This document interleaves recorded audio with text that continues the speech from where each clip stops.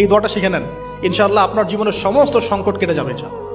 আমি নিজেও এই দোয়াটা বেশি বেশি করার চেষ্টা করি। দোয়াটা হচ্ছে, মুসা আলাইহিস সালাম একটা গাছের নিচে হেলান দিয়ে বসলেন, বসে দেখলেন দুজন মেয়ে দাঁড়িয়ে আছে দূরে, পানি নিতে পারছে না। লোকজন পানি নিয়ে যাচ্ছে, ওরা দাঁড়িয়ে আছে বেচারি। মুসা আলাইহিস সালাম গিয়ে বললেন, কি সমস্যা আপনাদের? তারা বললেন যে আমাদের বাবা অনেক বৃদ্ধ মানুষ, আমরা পানি নিতে পারি না যতক্ষণ না আমাদের কম পানি নিয়ে চলে যায়। মুসা আলাইহিস সালাম একটু বললাম না, ফিজিক্যালি খুব স্ট্রং ছিলেন, থাকে না বডি বিল্ডার, সামনে গিয়ে কথা বলে সরো পানি দিতে দাও, তখন মানুষ একটু মূল্যায়ন করে না। তো মুসা আলাইহিস সালাম এভাবে পানি নিয়ে দিলেন এবং বাছুরদেরকে পানি পান করালেন, করিয়ে গাছের নিচে এসে বসে আছেন।